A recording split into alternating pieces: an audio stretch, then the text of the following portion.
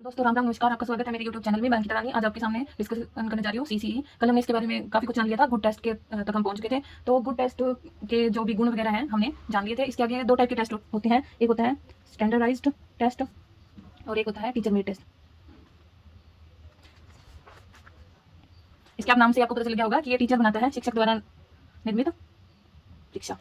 Okay, जैसे class test होता है अपना, फाइनल एग्जाम होते हैं जो स्कूल में तैयार होते हैं, फाइनल एग्जाम या एनुअल यूनिट टेस्ट वगैरह होते हैं जो स्कूल में होते हैं। इसमें वीआरओ हो भी सकता है और नहीं भी। वीआरओ आपको बताया होगा, कल मैंने आपको बताया था, वैलिडिटी, रिलायबिलिटी और ऑब्जेक्टिविटी। ओके, तो ये होता है टीचर मेड टेस्ट जो टीचर द्वारा बनाया जाता है। ये इतना मानकीकृत नहीं होता और इसमें वीआर होता है और हो भी सकता है और नहीं भी। वीआर का मतलब समझिए वैलिडिटी, रिलायबिलिटी और ऑब्जेक्टिविटी। ठीक है, ये मानकीकृत टेस्ट होते हैं। स्टैंडर्डाइज टेस्ट कौन सा होते हैं? मानकीकृत होते हैं। ये जैसे आपने सीटेट, केवीएस, D++B, ठीक है, ये जो मतलब बहुत बड़ी ज़्यादा नंबर्स में लोगों के लिए बनाए जाते हैं, स्टूडेंट के लिए बनाए जाते हैं, जैसे 10 लाख प्लस या इससे भी ज़्यादा बच्चों के लिए बनाए जाते हैं, वो क्या होते हैं? मानकीकृत होते हैं। जैसे सीबीएसई के बोर्ड एग्जाम हो गए, और इसमें क्या वीआरओ तो होता ही है। अब देख लो सीटेट, केवीएस, सीटेट कोई भी है, इनमें ये आपको जरूर मिलेगा। आगे स्टैंडर्डाइज टेस्ट क्या होते हैं? दो टाइप के होते हैं, एक होता है सीआरटी, एक होता है एनआरटी। सीआरटी मीनिंग, इसका डेफिनेशन है क्राइटेरियन रेफरेंस टेस्ट। ओके, और एनआरटी का मतलब है नॉर्म रेफरेंस टेस्ट। अब इनको एक्सप्लेन कर देती हूँ। क्राइटेरियन टेस्ट, इसके नाम से आपको पता चल रहा होगा कि इसमें क्राइटेरिया पूरा करना होता है। जैसे आप सीटेट, एस्टेट देते हो, उसमें क्या है, वो 150 नंबर का होता है, उसमें आपको 60% नंबर लेने होते हैं। ये सिर्फ क्वालिफाइंग होता है, ठीक है। इसमें आपको 90 नंबर लेने होते हैं। ये सिर्फ क्या है? पास करने के लिए है, पास करने के लिए। ओके, ये हो गया सीआरटी, ये सिर्फ क्या है? पास करने के लिए। और एनआरटी क्या? नॉर्म रेफरेंस टेस्ट, इसमें हाईएस्ट स्कोर देखा जाता है, इसमें मेरिट देखी जाती है। जैसे आपने सीटेट दे दिया, अब आप केवीएस की तैयारी कर रहे हो, केवीएस में आपकी जो मेरिट आएगी उस मेरिट के हिसाब से आपका सिलेक्शन होगा। जो जैसे T++B है, केवीएस है, या कोई भी मतलब एस्टेट की जो मेन भर्ती होती है, उसमें आपकी क्या है? एनआरटी देखा जाता है, मेरिट देखी जाती है, आपकी रैंकिंग देखी जाती है। तो आप समझ गए, सीआरटी इसमें क्राइटेरिया पूरा करना होता है और एनआरटी में क्या होता है? हाईएस्ट स्कोर लेना होता है, मेरिट के हिसाब से आपका सिलेक्शन होता है। अब आगे सीसीई, ठीक है। सी का क्या? कंटिन्यूस, दूसरे सी का कॉम्प्रिहेंसिव और ई का क्या? इवैल्यूएशन। अभी एक सी है जो कॉम्प्रिहेंसिव है, इसमें ये बहुत ब्रॉड डोमेन है, ठीक है। इसमें स्कॉलस्टिक और को स्कॉलस्टिक दोनों आते हैं, ठीक है। ओके, शैक्षिक, सह शैक्षिक। इसमें सिलेबस, स्टडी से रिलेटेड और कॉग्निटिव एस्पेक्ट। ये मेन क्या होता है? पेंसिल पेपर डेस्क होता है। क्या होता है? Pencil paper desk. और इसमें क्या होता है? को करिकुलर एक्टिविटीज होती हैं, मतलब इसमें गेम्स वगैरह, डांस, कोई रंगोली कंपटीशन में, कोई मेहंदी कंपटीशन में, कोई रोल प्ले, ये सारे इसके अंदर आते हैं। ओके, इसमें पेंसिल पेपर डेस्क को छोड़कर सब कुछ आता है जो स्कूल में होता है। अब इवेल्युएट करने के लिए दो टेस्ट होते हैं। क्या होते हैं? डीआर, इसको एबीसीडी के थ्रू याद करेंगे कि पहले डी आता है, आर बाद में आता है। डी से डायग्नोस्टिक टेस्ट, आर से रेमेडियल टेस्ट। ओके, निदानात्मक होता है ये, निदानात्मक, ये उपचारात्मक। ओके, अब डायग्नोस, ठीक है। जैसे हम डॉक्टर के पास जाते हैं तो पहले वो डायग्नोस करता है कि आपको क्या दिक्कत है, क्या बीमारी है, क्या कमी है, कहाँ प्रॉब्लम है। ओके, ये रीज़न का पता लगाता है कि आप क्या रीज़न है कि आप वीक हो या किसी चीज़ में कोई टेस्ट वगैरह पे, तो आप किस विषय में कमजोर हो, ये इसका पता लगाता है। अब पहले डॉक्टर पता लगाएगा, पता लगाने के बाद क्या है? दवाई देगा। अब कारण पता लगाने के बाद क्या है? उपचार किया जाता है, उपचार किया जाएगा। उपचार कैसे किया जाएगा? अब ये तो नहीं है कि गोली दे दी जाएगी, यहाँ पर टेबलेट क्या होगी, कोई मतलब किसी बच्चे को एक्स्ट्रा क्लास की जरूरत है तो उसे एक्स्ट्रा क्लास दे दी जाएगी, या उसे टीचिंग लर्निंग मेथड चेंज कर दिया जाएगा, ठीक है। और बहुत सारी वैरायटी ऑफ वेज हैं जिससे बच्चे को समझाया जाएगा ताकि उसकी समस्या से उसको छुटकारा दिलाया जा सके, ठीक है। अब असेसमेंट की कई तकनीकें हैं, मतलब आकलन के कई तरीके हैं, टाइप्स हैं, जिससे हम बच्चे का असेसमेंट कर सकते हैं। ओके, ये तो आपने बहुत बार सुना होगा, ऑब्जर्वेशन, ठीक है। ऑब्जर्वेशन, पोर्टफोलियो, और कोई ध्यान में आपको? इंटरव्यू, साक्षात्कार, रेटिंग स्केल, सोशियोमेट्री। तो क्या होता है? वो होते हैं एनेक्डोटल रिकॉर्ड, एनेक्डोटल रिकॉर्ड, इसको शायद संचित अभिलेख कहते हैं, पक्का नहीं पता मुझे। और क्या होता है? क्यूमुलेटिव, कम्युलेटिव इसे कहते हैं, पता नहीं इसे, इन दोनों में से एक को हिंदी में यही कहते हैं, आप थोड़ा देख लेना। अब इसको आगे मैं एक्सप्लेन कर देती हूँ। सबसे पहले करते हैं ऑब्जर्वेशन को। ओके, जिस पेज में लिखा था उसे निकल लेते हैं, उल्टा पुल्टा भी हो सकता है, बस मैं ऊपर लिख दूँगी कि मैं किसी एक्सप्लेन करती हूँ। ओके, पहले है ऑब्जर्वेशन। ऑब्जर्वेशन यानी अवलोकन, ठीक है। कलेक्ट इन्फॉर्मेशन अबाउट लर्नर, ठीक है, थ्रू ऑब्जर्वेशन। ये लर्नर के बारे में कोई भी इन्फॉर्मेशन निकालना, कैसे? जैसे ब्रेक है, जैसे हम छोटे तो क्या छुट्टी हो गई, गेम पीरियड हो गया, कोई स्कूल में कहीं भी इधर उधर घूम रहा है, क्लासरूम में प्रेयर करते टाइम, या लंच ब्रेक में, कुछ भी मतलब बच्चा प्लेइंग कर रहा है, गेम्स वगैरह खेल रहा है, तब ऑब्जर्व करता है टीचर। ये क्या है? इसमें ओनली ऑब्जर्व करना होता है, ना कि जज, नो जजमेंट। ओके, इसमें बच्चे को जज नहीं करना होता, बस ऑब्जर्व करना होता है। ये डायरेक्ट और इनडायरेक्ट दोनों होते हैं। डायरेक्ट यानी बच्चे को पता हो कि उसकी ऑब्जर्वेशन हो जा रही है, उस बच्चे को पता चल जाता है कि कौन सा टीचर उसे ऑब्जर्व कर रहा है। या इनडायरेक्ट क्या होगा कि बच्चे को पता ही नहीं है कि उसकी ऑब्जर्वेशन हो रही है बाय सीसीटीवी या फिर गेम पीरियड में, बच्चे को पता ही ना हो, ठीक है। आगे क्या है? पोर्टफोलियो। पोर्टफोलियो क्या होता है? बच्चे के विकास क्षेत्र, उपलब्धि, सेल्फ रिफ्लेक्शन, मतलब उसका आत्म दर्शन वगैरह को दर्शाया जाता है। ओके, पोर्टफोलियो में क्या बच्चों की विकास क्षेत्र, उपलब्धि और सेल्फ रिफ्लेक्शन को दर्शाया जाता है। ये क्या बच्चे के इन्फॉर्मेशन का एक पिटारा है। इसमें बच्चे की सारी इन्फॉर्मेशन दी होती है, बच्चा अपनी कमी व विशेषताओं को इसके थ्रू जान सकता है। इसमें छात्र के मतलब सीखने के कई आयामों और पहलुओं की जानकारी दी होती है, जिससे बच्चा अलग अलग चीजें सीख सकता है। यह एक उद्देश्यपूर्ण चयन होता है। ओके, बच्चे को व्यापक तरीके से जानने का अच्छे से, अगर इसमें सारा कुछ दिया हुआ है, सारा कुछ लिख देते हैं इसमें, तो क्या है, इससे बच्चे के क्या है, बच्चे के व्यापक तरीके मतलब बच्चे के बारे में सब कुछ जाना जा सकता है। बच्चे की कमियों को और उसकी खूबियों को इसमें सब कुछ इंक्लूड किया होता है। बच्चे के बेस्ट काम को इसमें इंक्लूड किया जाता है। बच्चे की सारी इन्फॉर्मेशन का ये पिटारा है। ठीक है, आगे क्या सब निर्देशित सीखने को प्रोत्साहित करता है। अगर बच्चे को पता चल जाए कि पोर्टफोलियो है बच्चे का, मतलब उसमें जो भी लिखा होता है बच्चे देखते हैं, तो क्या बच्चे खुद सीखने के लिए प्रोत्साहित हो जाता है, सेल्फ डायरेक्शन खुद को देता है। अब पोर्टफोलियो के 3 टाइप होते हैं। ठीक है, एक होता है प्रोसेस, एक होता है शोकेस, एक होता है डॉक्यूमेंट। ये 3 टाइप के होते हैं। इसके नाम से आपको वैसे पता चल रहा होगा। प्रोसेस क्या होता है, जो चलती रहती है, ऑनगोइंग प्रोसेस पोर्टफोलियो होता है ये चलता ही रहता है। इसमें बच्चे का अनफिनिश्ड वर्क भी हो सकता है। कोई जरूरी नहीं है कि बच्चे का काम खत्म हुआ है, इसमें अनफिनिश्ड वर्क होता है, मतलब जो चल रहा है, जो प्रोसेस चल रही है। जैसे बच्चे ने कोई कंपटीशन में पार्टिसिपेट किया हुआ है, वो 6-7 दिन का है, तो उसके फर्स्ट 2 डेज की भी रिपोर्ट इसमें लिखी हुई होती है। शोकेस क्या होता है, घरों में शोकेस होता है, वहाँ पर हम अच्छा सामान रखते हैं। इसमें भी ऐसे होता है, best work of child, best work of student. Okay, ये बच्चे का जो बेहतरीन काम होता है वो इस शोकेस पोर्टफोलियो में होता है। डॉक्यूमेंट क्या होता है, इसमें डॉक्यूमेंट्स होते हैं, इसमें सब कुछ लिखा होता है, सारा काम इसी में होता है कि बच्चे ने क्या किया है, क्या नहीं किया है, ये सारा डॉक्यूमेंट्स के थ्रू बच्चे का पता चल जाता है। आगे है rating scale. Okay, rating scale में क्या होता है, बच्चे का कोई स्पेसिफिक ट्रेट होता है। जो स्पेसिफिक ट्रेट, मान लो कोई बच्चा डांस में या सिंगिंग में बहुत ज़्यादा है, या कोई स्पोर्ट्स में बच्चा बहुत आगे है, तो उसके स्पेसिफिक ट्रेट के बारे में लिखा होता है कि वो कितना अच्छा कर सकता है या उसने कितना अच्छा किया है, और इससे बच्चे को मोटिवेट किया जा सकता है, बच्चे को मोटिवेट किया जा सकता है,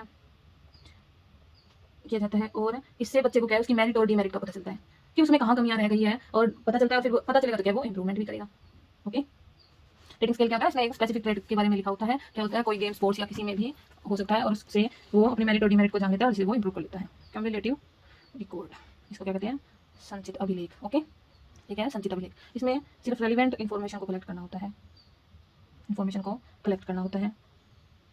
इसमें बहुत इंपॉर्टेंट डाटा होता है जो क्लास टू क्लास ट्रांसफर होता है। ठीक है, क्लास टू क्लास ट्रांसफर, क्या क्लास टू क्लास ट्रांसफर क्या होगा, बच्चे का जो इंडिविजुअल जो भी उसकी व्यक्तिगत डाटा है, उसका जो रिकॉर्ड में नेम वगैरह है, उसका पर्सनल डाटा है, एजुकेशन हिस्ट्री है, उसके मतलब अचीवमेंट, उसकी हेल्थ, उसकी अटेंडेंस, सारा कुछ ये इसमें कम्युलेटिव रिकॉर्ड में होता है। ये क्या है, फॉर्मल एंड ऑब्जेक्टिव है।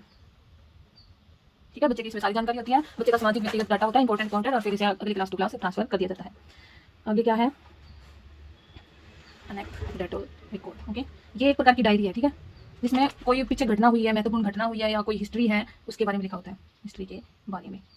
तो ये टीचर लिखता है अपने शब्दों में, टीचर के द्वारा अपने शब्दों में होता है। ठीक है, और ये डिस्क्रिप्टिव होता है। एक मिनट, ठीक है, डिस्क्रिप्टिव होता है। अगर टीचर अपने शब्दों में लिखेगा तो डिस्क्रिप्टिव तो होगा ही, और जब अपने शब्दों में लिखा जाता है तो इनफॉर्मल भी होगा और सब्जेक्टिव भी होगा। जब अपने शब्दों में लिखा जाता है तो उसमें ऑब्जेक्टिविटी कम रह जाती है, तो सब्जेक्टिविटी ज़्यादा हो जाती है। इसे एक्सप्लेन भी करना होता है। टीचर का व्यू पॉइंट भी डायरी में टीचर लिख देते हैं, टीचर अपना क्या है, व्यू पॉइंट भी लिख देते हैं। और जैसे कोई बच्चे ने लड़ाई की है और उसके बारे में टीचर को कोई जानकारी नहीं है, तो टीचर अपने हिसाब से कुछ भी लिख देता है। ओके, और टीचर इसमें मतलब क्या है, अपने व्यू पॉइंट को लिखता है, कोई प्रॉब्लम है उसको हाईलाइट करता है, प्रॉब्लम को हाईलाइट करता है, और जहाँ तक हो सकता है टीचर उस बच्चे की मदद भी कर देता है। कोई बच्चा लड़ाई करता है, उस लड़ाई के पीछे का रीजन जानकर टीचर अपने मतलब डायरी में उसके बारे में सब कुछ लिख सकता है कि मैंने ये देखा, उसने उसको थप्पड़ मारा, तो फिर मैंने उसे समझाया, उसने फिर उस बात को माना और वो काफ़ी सुधर चुका है। तो ऐसे टीचर कुछ भी लिख सकते हैं। ओके, इंटरव्यू, इंटरव्यू के तो नाम से पता चल गया होगा। जैसे मोदी जी और रिपोर्टर का कोई इंटरव्यू हो, या मोदी जी कहीं बात जाती है, जैसे घाना में अब गए हुए हैं, ब्राजील वगैरह में जा रहे हैं, तो वहाँ पर उनका इंटरव्यू होता है, तो वो एक आपस में उन दोनों के क्वेश्चन वगैरह होते हैं। अगर पहले से क्वेश्चन तय होते हैं तो स्ट्रक्चर्ड होता है, और क्वेश्चन अगर अपनी मर्जी से पूछे जाते हैं तो वो अनस्ट्रक्चर्ड होता है। ओके, इंटरव्यू क्या होता है, conversation with a definite purpose. अब इंटरव्यू हो रहा है तो उसका कोई ना कोई तो पर्पस अपने आप ही होगा। ठीक है, कोई निश्चित उद्देश्य पर संवाद हो सकता है, कोई पर्यावरण मुद्दे पर हो सकता है, कोई आतंकवाद के मुद्दे पर हो सकता है, किसी भी मुद्दे पर क्या हो सकता है, इंटरव्यू हो सकता है। जैसे पीएम का इंटरव्यू पहले भी हुआ था, कि अभी जो पीछे बहुत बुरा हादसा हुआ था, हादसा का ये तो मतलब घिनौनी हरकत थी, जो आतंकवादियों ने की थी, पहलगाम में जो अटैक हुआ था। ओके, इसके ऊपर इंटरव्यू हो सकता है कि आतंकवाद को कैसे जड़ से खत्म किया जा सके।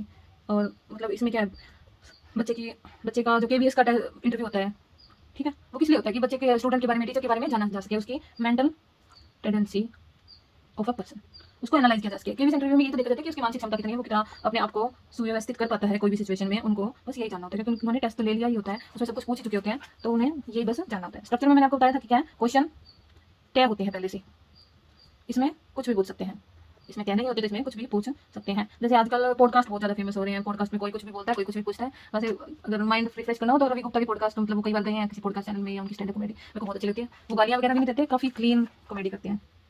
आगे क्या है, sociometry, mutual and social relationship, बच्चे के समाज में कैसे रिलेशनशिप है, क्लास में बच्चों के साथ कैसे रिश्ते हैं। जैसे क्लास में अगर मान लो कोई मॉनिटर बनाना हो और सारे बच्चों की सहमति से वो मॉनिटर बने, तो इसका मतलब क्या हुआ कि वो सामाजिक रूप से काफ़ी अच्छा है, मतलब सशक्त है। जैसे मॉनिटर बनाना हो सबकी मर्जी से, क्लास की वोटिंग के अकॉर्डिंग। मान लो एक लड़का खड़ा हुआ, उसको सिर्फ उसके दोस्तों ने, 2-3 दोस्तों ने ही उसको प्रेफर किया कि मॉनिटर बनना चाहिए, बाकी सबने नहीं किया। इसका मतलब उसकी सामाजिक इमेज अच्छी नहीं है, या फिर वो समाज में रिश्तों में तालमेल नहीं बना पा रहा है। और अगर उसे लगभग 30 बच्चों में से 25 या 27 के वोट मिल जाते हैं, तो क्या उसमें लीडरशिप क्वालिटीज है, मतलब बच्चे उनको पसंद करते हैं, उसकी सोशल इमेज काफ़ी अच्छी है, इससे पता चलता है कि समाज में बच्चे का क्या स्थान है। ओके, अभी है चेकलिस्ट।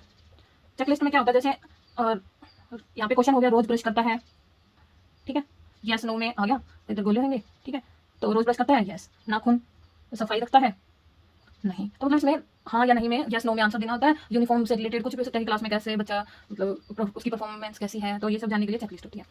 अब ये हम सबने ये कर लिए, पोर्टफोलियो, इंटरव्यू, सोशियोमेट्री, चेकलिस्ट, ये सब हमने पढ़ लिया। तो इसके बाद क्वेश्चन आता है कि वाई वी इवेल्युएट, कि हम मूल्यांकन करते ही क्यों है।